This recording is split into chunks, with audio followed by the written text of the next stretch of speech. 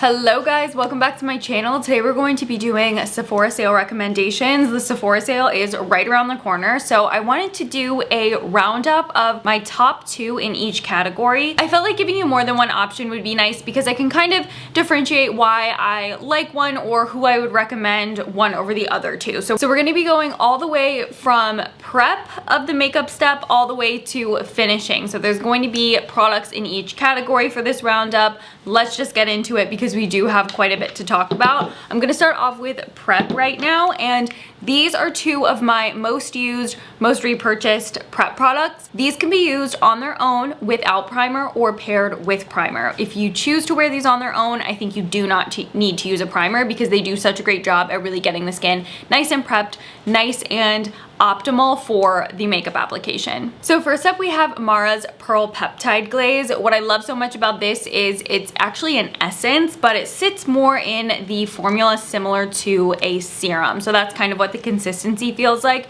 It's definitely a lot more substantial than your typical essence. And that's why I feel like it's super ideal for makeup prep. There's also a little bit of pearl to this product, so it gives the base a nice luminous glow. So if you're somebody who tends to wear more minimal makeup or a lot of light coverage makeup, you're still going to be able to see that very soft pearl from behind the makeup that you're wearing. Really ideal for dry skin types specifically because instead of just sitting on the skin like a blockade, it really does get partially absorbed and the skin is just left feeling really nice and bouncy. I love the way everything has a little bit more slip, a little bit more glide, and products just apply on top of it a lot nicer. Now on the other side, I do love the Rhode glazing milk. This is much more thick in formula compared to the Mara, so again, really ideal for dry skin types. It's just a really nice milky base, and the Rhode one also makes a fabulous mixing medium. So if you have foundations that are a little bit too much full coverage, concealers, cream bronzers, and blushes, and you just want those products to have a little bit more sheerness or apply a little bit more like a liquid makeup product, 1 to 2 drops of the Rhode glazing milk will really do the trick, and it doesn't disrupt the finish or set down of the makeup too much. Like, it's obviously gonna make it a little bit more dewy because this does have moisturizing and emollient ingredients in the product itself, but it doesn't totally transform them to where they don't set down anymore. Now, if you use a little bit too much, it could potentially disrupt the set down, but seriously, 1 to 2 drops, that does the trick. It really has such a nice transformative quality to it when you're playing around with different products and you wanna kind of sheer them out. Or seriously, one of my favorite ways to use it is if a foundation is just a little bit too full coverage. This is amazing. So you can use it as a mixing medium, but it's also a wonderful prep step. I'll do a couple layers of this on my skin before I go in with makeup. It doesn't sit on top of the skin, and you do really have this nice glass-like appearance to the skin. I do have 2 primers I want to recommend. So my first is the iconic London Underglow Blurring Primer. This does leave the skin really nice and luminous, and again, I love that it comes in that serum formula because it doesn't just sit on top of the skin. It sits in between a dimethicone primer and a serum primer, so there's definitely going to be a little bit of oil control from this as well, but I just really like the way makeup applies on top of it. It just seems to blend over my skin like a butter, and I love the soft amount of glow that I get from this one. It's never too much, so if you have a visibly dull skin type because you're more on the dry end like I am, this is a total lifesaver. But if you do want more of a traditional brightening illuminating primer that still feels really nice and lightweight and won't emphasize texture on the skin, I love the Dior Forever Glow Veil. I do also really like the Dior Star Filters from this line as well. I think those are beautiful, but those are more in line with like a skin tone shade, so you'd want to pick a shade that matches your natural skin tone. With the Glow Veil, it's just a true brightening pearl. You can see how much this visibly brightens the skin, and it has that really soft, like true pearl. I love how it's not too gold, it's not too silver. It's just a really nice fine shimmer over the skin. It's not even a shimmer, it's more of like an illuminating pearl. There's no glitter or fleckiness to this one or this one. There's no glitter particles in either of these, but they are gonna give that skin that nice soft amount of radiance without looking too artificial. I love this one underneath foundation because it's got a little bit more pop to it in comparison to the one from Iconic London. So it tends to show up a little bit better under full coverage products.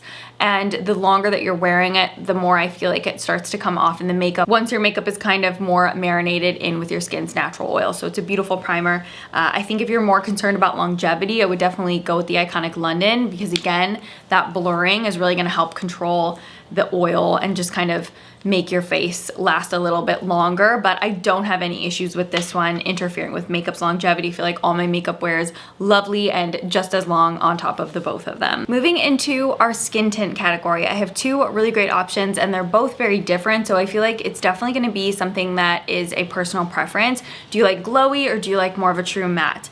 First, I wanna recommend this one from Estee Lauder. This is my probably favorite skin tint that's more full coverage. This is the Futurist skin tint from Estee Lauder. You guys know how much I love the one from Chanel. That one's very watercolor-like on the skin and it doesn't provide a lot of coverage. It doesn't really look like makeup. With the Estee Lauder one, I feel like if you have things that you want to cover, so you have post-acne hyperpigmentation, active breakouts, redness, darkness, but you don't want a full-on foundation, this is where the Estee Lauder really shines.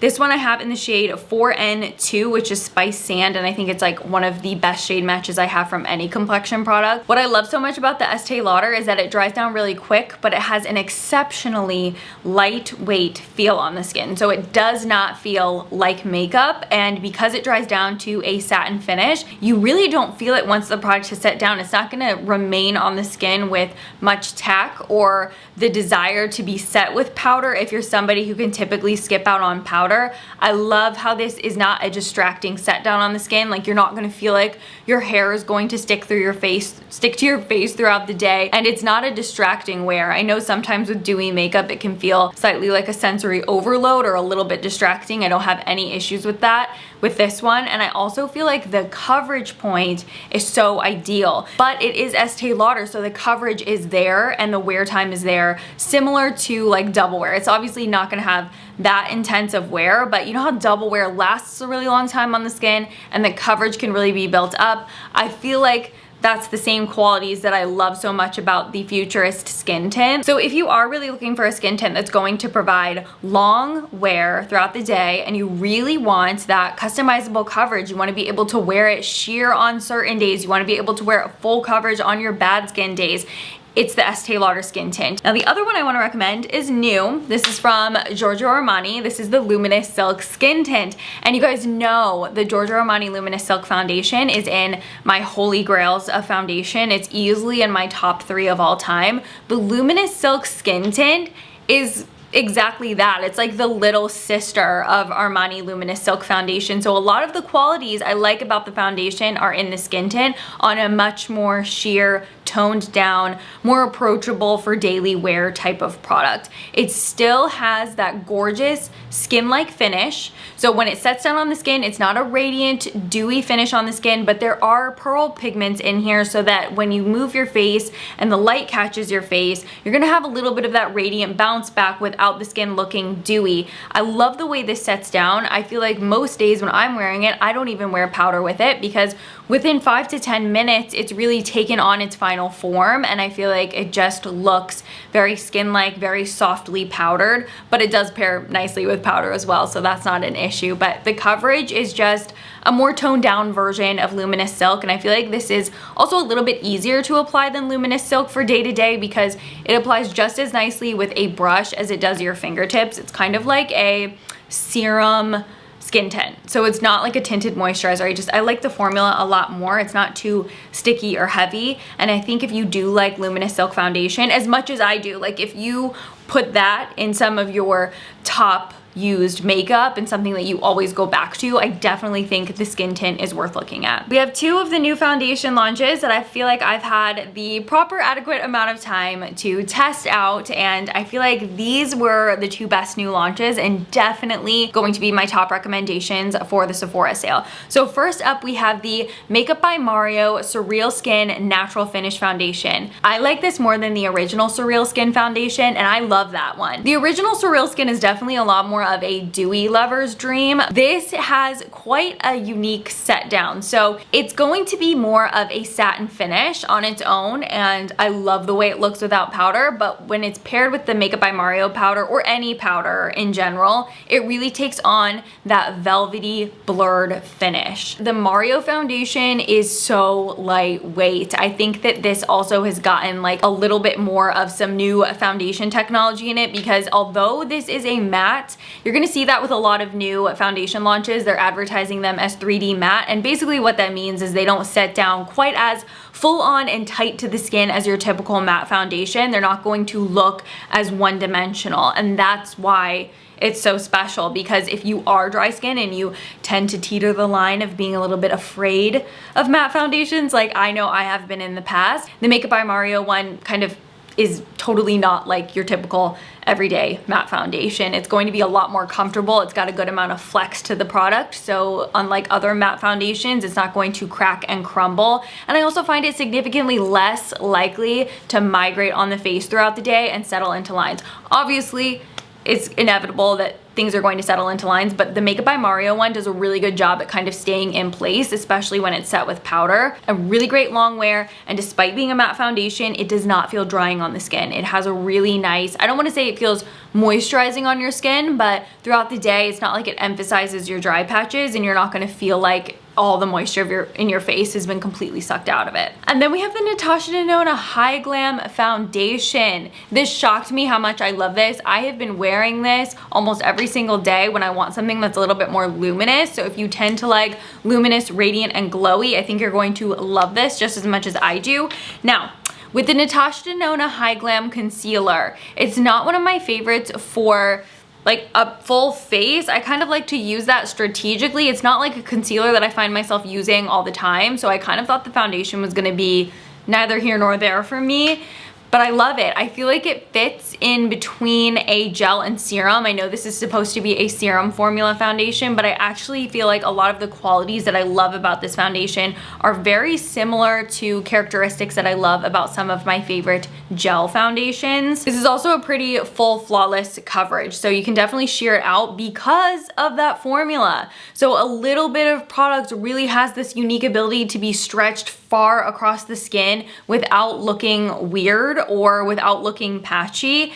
And I love the way it wears throughout the day. It's got, you know, like I said, it's dewy, so you have to enjoy more of a radiant finish. And I do feel like with the NATASHA, it does get particularly more luminous throughout the day. So it's definitely on the hotter, humid days over the summer, I was definitely having to go in and reapply powder or kind of just like powder certain areas that I felt like were getting a little bit oily. But that was definitely not an everyday occurrence. That was only on particularly humid, hot days. If we're talking just day-to-day wear, I love the way it looks, and I love the way it looks from the moment I apply it to when I'm starting to take off my makeup at night. I think it still looks really wonderful, and I love how the skin looks radiant without being pearly. We do have two concealers, and I won't talk about this one too much because you know how much I love this, the Kosas Revealer Concealer. Like I've mentioned before, I have like 5 different shades of this concealer. I will oftentimes wear it as an all-over base product as well because I think it looks good in any circumstance. It's also really nice and moisturizing, so I love it underneath the eyes.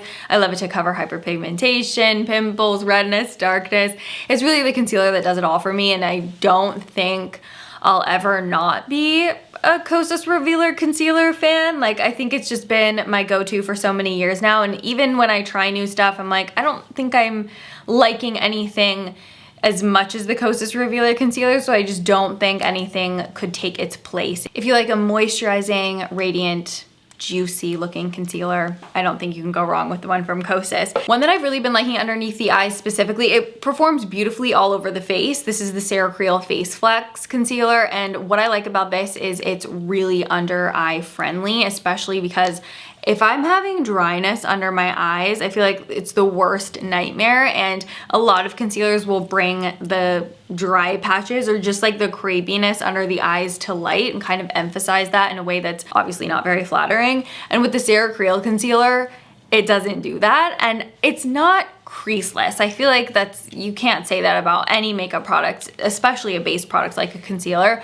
but I do find it settles into my lines around my eyes significantly less than other concealers, and I like the finish on the skin. It's more of a satin finish, so I like that this one has really amazing longevity. It's like once it sets down, it's got pretty good wear time on its own, but again, if you set it with powder, it will be there the entire day, no touch-ups needed. I also feel like it's not so juicy and emollient and like radiant of a finish that it doesn't cause, you know, like smudging from eye makeup on the top of the eye or underneath the eye. So a face palette that I do really want to recommend is the m.ph by Mary Phillips Underpainting palette. I have both of these palettes and have demonstrated both of them for you in light and medium. Medium is the one that I think is going to be the go-to if you have a similar skin tone to me. I love the formula of this palette and I love the setup. So you guys know Makeup Forever, there's an HD Skin Cream palette as well. I think the way Mary Phillips might have the HD beat out is that it's just really easy. I love the way this is set up. You have everything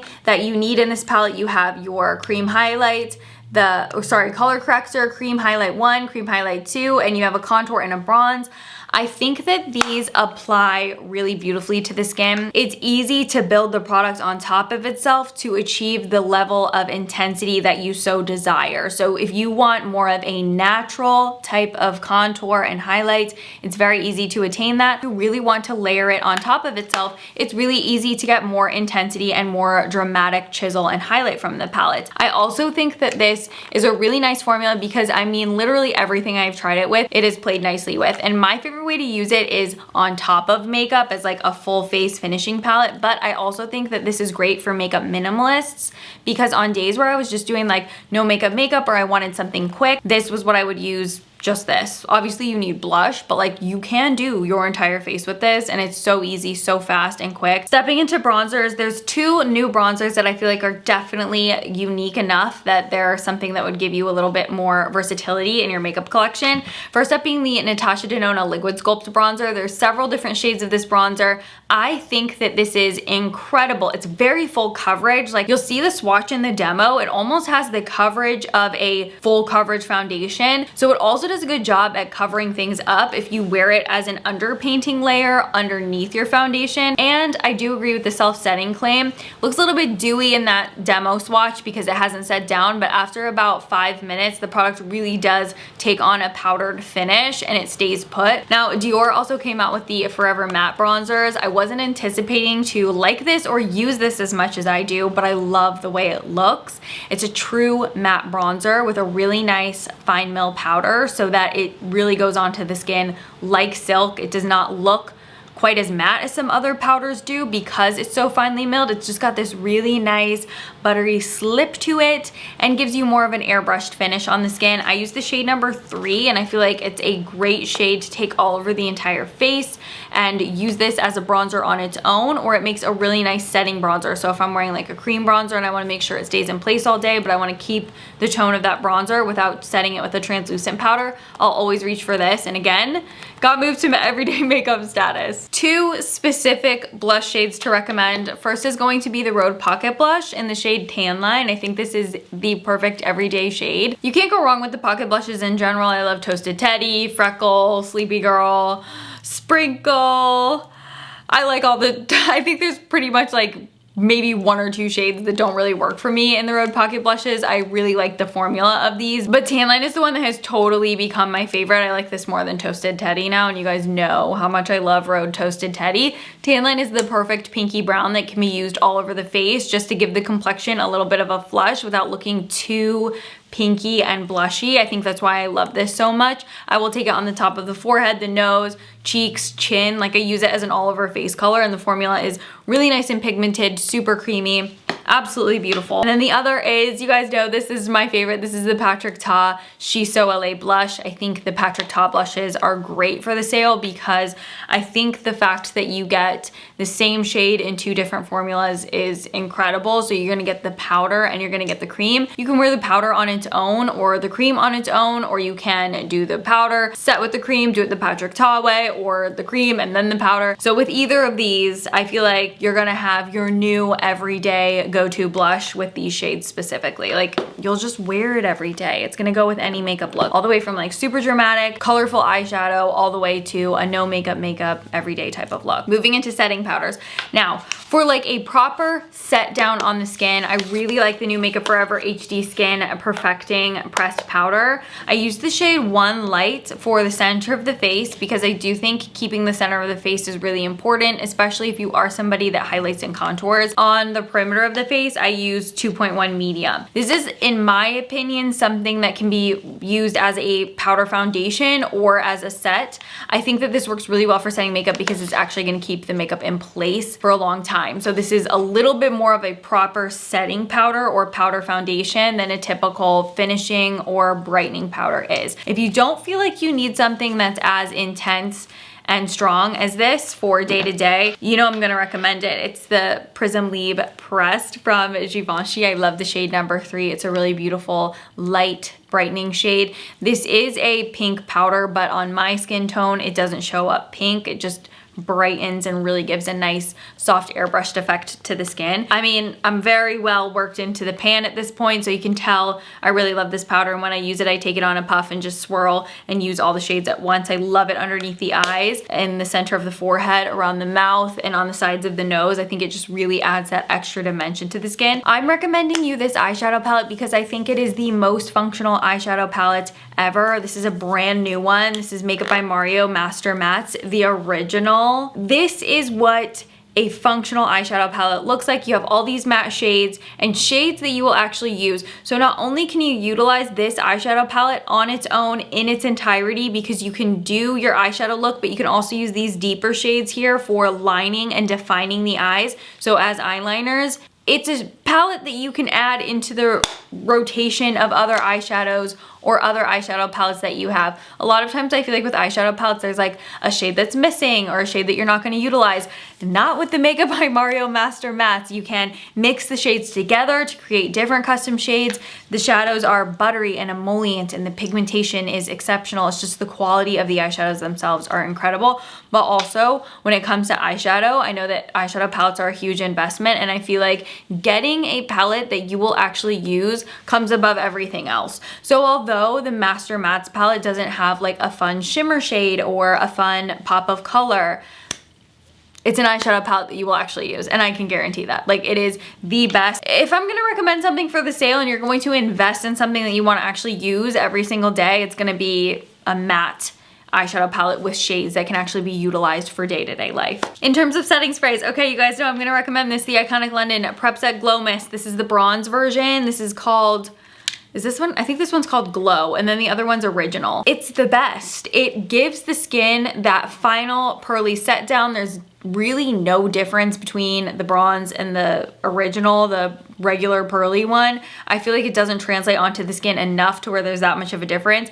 This one does have like a slight bronze tint to it, but I use them interchangeably, and I don't think that there's one that I prefer over the other. So I love this. It's going to give the skin a little bit more of a dewy radiance. At first, you might think it looks greasy, but give it the full time to set down, and it's just a really nice soft glow. And it also does help with, you know, kind of taking away any of the powdery look on the skin, but it's not gonna make the skin sticky. You just need a couple sprays. The other one that I wanna recommend, which I like this more than the original Charlotte Tilbury setting spray now, this is the matte version. I think it gives a really nice soft focus blur because I don't really use the original Charlotte Tilbury anymore, because if I'm gonna use something that I want to kind of like negate powderiness, I'm gonna use the Iconic London because that's my favorite. But if you want something that's going to give more of a soft focus blur to the skin, this is the one you'd want to get. It just sets down everything and takes away the powdery look, but also like perfects the look of powder. I would recommend this over the original. So if you want matte, you go with the Charlotte Tilbury. If you want dewy glow, you go with the Iconic London. A couple products for brows and lashes. We're not gonna go too deep into the mascaras because you guys know how much I love these. Benefit Bad Gal Bang, if you like a plastic wand and you want clean length and clean volume, really nice tapered tip on this, and it's just a great mascara for really lengthening the lashes and giving you clean volume, no wispiness. Always the waterproof version. And then Dior Show. I don't know if I'll ever like anything more than Dior Show. The iconic larger than life Mega Wand. The formula is wispy and waxy, and because of that waxiness, you can really manipulate the lashes. It sits in a more dry formula, which I love because you can move your lashes around and really get them to set down exactly where you want them. I love the wispiness on this. I've said it a million times, but if you don't want to wear false lashes, but you want the look of false lashes, the Dior Show will give you lashes that look like film noir strip lashes. It's absolutely incredible. Like I mentioned, both in waterproof version. And then when it comes to brows, I've really been taken back by this brow pencil. I've been using it every single day. I think that also the